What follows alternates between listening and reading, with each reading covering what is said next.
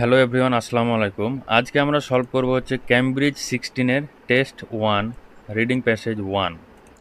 ঠিক আছে, তো আমাদের এখানে কোশ্চিন টাইপ আছে হচ্ছে ট্রু ফলস নট গিভেন এবং গ্যাপ ফিল। তো আমরা প্রথমে গ্যাপ ফিল শুরু করব। এখানে কোশ্চিন নাম্বার হচ্ছে 8 থেকে 13 নাম্বার কোশ্চিন, এবং আমাদের এখানে বলতেছে ওয়ান ওয়ার্ড অনলি, মানে মাত্র একটা ওয়ার্ডের আমাদের অ্যান্সার দিতে হবে। আচ্ছা, সো আমাদের মূল যে আলোচনা সেটা থেকে আমাদের শুরু করতে হবে সব সময়, তাহলে অনেক অ্যাডভান্টেজেস আছে। আমি প্রত্যেকটা ভিডিওতে এটা বলি যে যে কোনো প্যাসেজ শুরু করার পূর্বে এখান থেকে শুরু করবেন, তাহলে প্যাসেজটা কী বিষয়ে আলোচনা করতে যাচ্ছে এটার বিষয়ে একটা আইডিয়া আমরা মাথার মধ্যে কিন্তু পেয়ে যাব। ঠিক আছে, সো এখানে বলতেছে why we need to protect polar bears, মানে পোলার বিয়ার যে একটা প্রজাতি আছে, একটা ভাল্লুকের যে প্রজাতি পোলার বিয়ার, সেটাকে আমাদের কেন প্রোটেক্ট করা উচিত। মানে আমরা বুঝতে পারছি যে পোলার বিয়ার সম্পর্কে বা একটা পশু পাখি প্রাণী এসব বিষয়ে তারা আলোচনা করতে যাবে। আচ্ছা, সো এখানে আমাদের যে কোশ্চিনে গ্যাপ ফিলে বলতেছে রিজনস হয় পোলার বিয়ার শুড বি প্রোটেক্টেড, মানে পোলার বিয়ার কেন প্রোটেক্ট করা উচিত। তো দেখেন, প্রথম থেকে যদি আমরা পড়া শুরু করি, people think of bear as unintelligent and, people think of bear মানে মানুষজন চিন্তা করে বিয়ার কি আনইন্টেলিজেন্ট এবং আরও একটা জিনিস সেটা। কিন্তু এখনও কথা হচ্ছে যে এখানে কিন্তু আমাদের তেমন ভালো কোনো কিওয়ার্ড নাই। বিয়ার যদি আমরা কিওয়ার্ড নেই, দেখেন প্রথমেই আমরা যে পড়লাম এই যে পোলার বিয়ার, ঠিক আছে।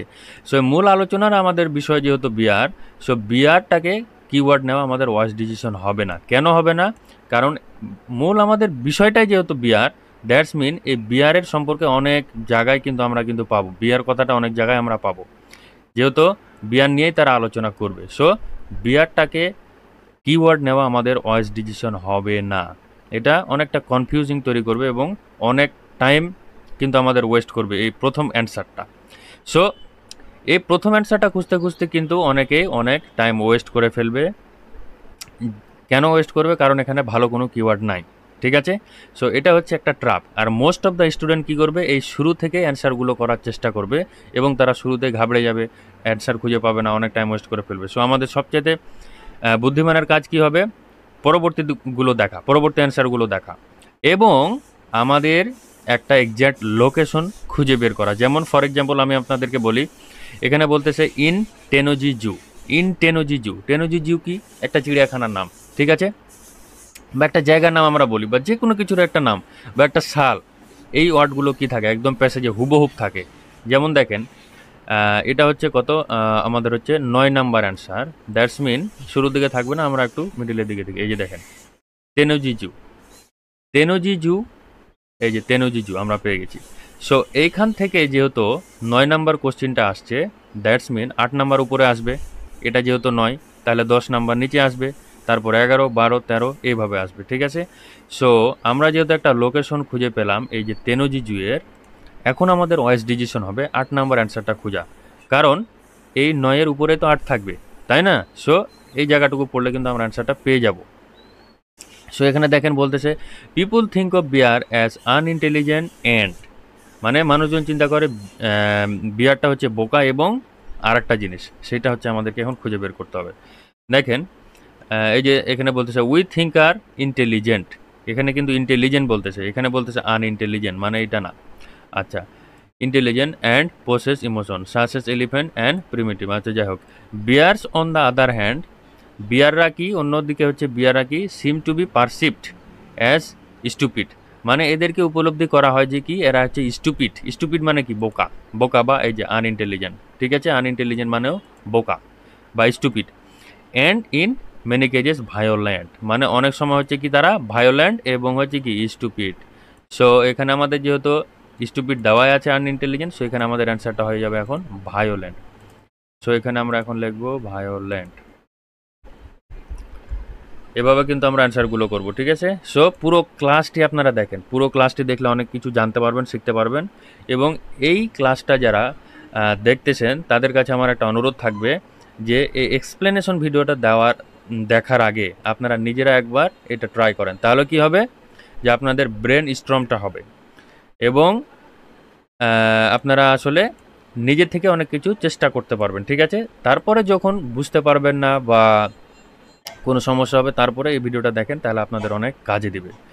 তারপরে দেখেন এখানে বলতেছে in Tennoji zoo a bear has been seen using a branch as a, তারপরে বলতেছে this allow him to knock down some, মানে বিয়ারকে দেখা গেছে যে তারা ব্রাঞ্চটাকে একটা কি হিসেবে ব্যবহার করে, সেটা হচ্ছে আমাদের অ্যান্সার। এবং দিস অ্যালাউ হিম মানে এটা তাদেরকে অ্যাক্সেস করে অথবা অ্যালাউ করে নক ডাউন সাম, মানে কোনো কিছুকে পারতে বা নামাতে বা কোনো কিছুকে নক ডাউন করতে, মানে ধ্বংস করতে, হ্যাঁ, তাদেরকে অ্যালাউ করে বা সাপোর্ট করে এইটা। সো ব্রাঞ্চ, আচ্ছা এই যে দেখেন a male bear called Gogo in Tennoji zoo Osaka has even been observe মানে কি, অবজার্ভ মানে দেখা, হ্যাঁ, অবজার্ভ মানে দেখাশোনা করা বা অবজারভেশন করা বলা না, এটা এই যে সিন একই কথা।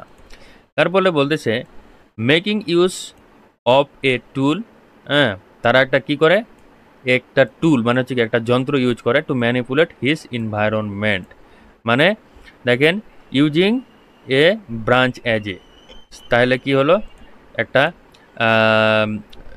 ব্রাঞ্চকে তারা কী হিসেবে ব্যবহার করে, দেখেন এই যে অবজার্ভ মেকিং ইউজ অফ এ টুল, হ্যাঁ, তারা একটা টুল হিসেবে, মেকিং ইউজ অফ এ টুল মানে তারা একটা টুল হিসেবে, যন্ত্র হিসেবে সেটাকে ব্যবহার করে টু ম্যানিপুলেট হিজ এনভায়রনমেন্ট, মানে আবহাওয়াটাকে কৌশলে ব্যবহার করার জন্য।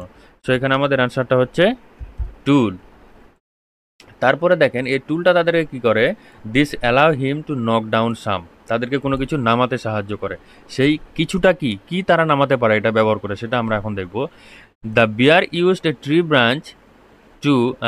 Branch on multiple occasion, a tree ব্রাঞ্চটা তারা মাল্টিপল ওকেশন মানে অনেক সময় তারা ব্যবহার করে to dislodge a piece of meat hung out of his reach, মানে কি হাং আউট মানে ঝুলে থাকে, এই মিটটা যে ঝুলে থাকে, হ্যাঁ, এ পিস অফ মিট মানে মিটের যে মাংসের যে টুকরাগুলো ঝুলে থাকে সেটা তাকে ধরতে সহযোগিতা করে বা ডিজলক করতে সহযোগিতা করে।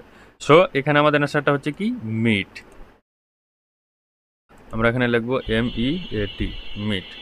আচ্ছা, তারপর এখানে বলতেছে দেখেন a wild polar bear work out a method of reaching a platform where was located, মানে ওয়াইল্ড পোলারের বলতেছে a wild polar beer. So এখানে আমাদের কিওয়ার্ড হচ্ছে a wild polar bear work out মানে কাজ করেছে, a method of reaching a platform মানে একটা প্ল্যাটফর্মে রিচ করার জন্য, হোয়ার এ ওয়াজ লোকেটেড মানে যেখানে একটা কি ছিল, যেখানে একটা কিছু লোকেটেড ছিল বা অবস্থান করছিল একটা প্ল্যাটফর্মে, সেটা কি আমরা এখন খুঁজে বের করবো। সো আমাদের কিওয়ার্ড হচ্ছে এ ওয়াইল্ড পোলার বিয়ার, তারপরে প্ল্যাটফর্ম, হ্যাঁ, এটা হচ্ছে আমাদের কিওয়ার্ড। সো দেখেন এই যে ওয়াইল্ড পোলার বিয়ার আমরা পেয়েছি, তারপরে যে প্ল্যাটফর্ম আমরা পেয়েছি, সো এখানে আমরা খুঁজব although not as obviously as with Gogo a calculated move by a male bear involved running and jumping onto barrels in an attempt to get to a photographer standing on a platform 4 meters high। তো এখানে বলতেছে যে work out কাজ করেছিল এ method reaching এ মানে কোনো কিছুতে পৌঁছানো, হ্যাঁ, প্ল্যাটফর্ম হোয়ার এ ওয়াজ লোকেটেড একটা জায়গায় পৌঁছানো যেখানে একটা কিছু লোকেটেড বা অবস্থান করছিল সেখানে। সো এখানে বলতেছে রানিং অ্যান্ড জাম্পিং, সে দৌড়ালো এবং জাম্প করলো, অনেক ব্যারালাল অ্যাটেম্প একটা চেষ্টা করলো টু গেট টু এ মানে কি পাওয়া, গেট টু এ ফটোগ্রাফার, ঠিক আছে, গেট টু এ ফটোগ্রাফার অথবা রিচ টু এ ফটোগ্রাফার একই কথা। Standing on a platform 4 metre high মানে একটা প্ল্যাটফর্মে তারা দাঁড়িয়েছিল 4 মিটার উঁচুতে। সো এখানে আমাদের অ্যান্সারটা হচ্ছে photographer, PHOTO photo GRA PHER photographer, এখানে আমাদের অ্যান্সারটা দিয়ে দিলাম ফটোগ্রাফার। আচ্ছা, এরপরে আমরা দেখি polar bear have displayed behaviour, মানে পোলার বিয়ারটা ডিসপ্লেড বিহেভিয়ার ছিল such as conscious manipulation on object and activity similar to a, মানে পোলার বিয়ার ডিসপ্লেড বিহেভিয়ার মানে পোলার বিয়ারটা একটা বিহেভিয়ার প্রদর্শন করলো, তার একটা আচরণ প্রদর্শন করলো সাচ অ্যাজ যেমন কনসিয়াস ম্যানিপুলেশন অন অবজেক্ট মানে কোনো একটা অবজেক্টকে কৌশলে ব্যবহার করা, and activity similar to a মানে একটা অ্যাক্টিভিটি কার্যক্রম সে প্রকাশ করলো যেটা পুরোপুরি অনুরূপ একটা কিছুর। আচ্ছা, সেটা আমরা এখন দেখবো। তাহলে এখানে আমাদের কিওয়ার্ড হচ্ছে polar bear have displayed behaviour, polar bear have displayed behavior. In other studies such as on by Ellison and polar bear displayed behavior আমাদের displayed behavior polar bear Amis observed bears এই যে পোলার বিয়ার showed deliberate and focus manipulation ঠিক আছে পোলার বিয়ার আমাদের এই যে keyword আমরা পেয়েছি এই যে পোলার বিয়ার সো এখান থেকে আমরা যদি পড়ি polar bear showed deliberate and focus manipulation. For example, Amis observed bears putting objects in piles and then knocking them over in what appeared to be a game.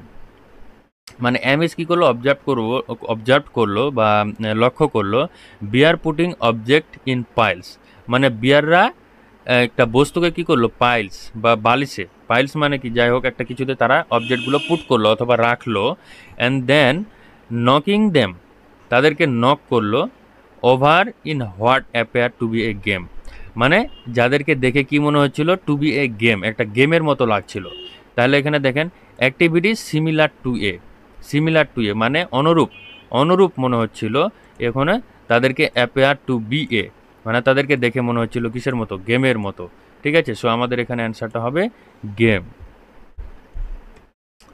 তারপরে দেখেন এখানে বলছে বিয়ার মে অলসো ডিসপ্লে ইমোশন বিয়ার আবার কি করলো একটা emotion display করলো for example আচ্ছা ইমোশনের কথাবার্তা এই যে অ্যাজ ফর ইমোশন এখানে বলছে এই লাইনে দেখেন for example they may make movement suggesting if disappointed when hunting ঠিক আছে দে মে মেক মুভমেন্ট তারা কি করতে পারে নড়াচড়া করতে পারে ইফ ডিসঅ্যাপয়েন্টেড